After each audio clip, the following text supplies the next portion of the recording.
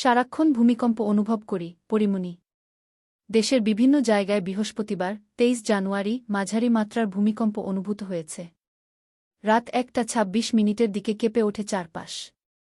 যদিও বেশিক্ষণ স্থায়ী হয়নি। সামাজিক যোগাযোগ মাধ্যমে ভূমিকম্পের অনুভূতি প্রকাশ করেছেন অনেকে। চিত্রনায়িকা পরিমণিও ভূমিকম্প নিয়ে পোস্ট দেন ফেসবুকে। তিনি লিখেছেন, আমার এমন ভার্টিগো যে ভূমিকম্প টের পাই না। আমার সারাক্ষণই এমন ভূমিকম্প অনুভব হয়। কেমন অসহায় লাগে এসব ভাবলে। আল্লাহ সবাইকে সুস্থ রাখুক। সারাক্ষণ ভূমিকম্প অনুভব করি। জানা গেছে দীর্ঘদিন ধরেই ভার্টিগো রোগে আক্রান্ত পরিমণি।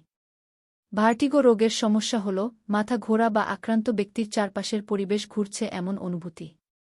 মাঝে মধ্যেই এ রোগের চিকিৎসা নিতে হাসপাতালে ছুটতে হয় তাকে। পরিমণির ভূমিকম্পের সেই পোস্টে তার সুস্থতা কামনা করেন ভক্ত নুরাগীরা। সেই সঙ্গে নিরাপদে থাকার আহ্বানও জানান তারা।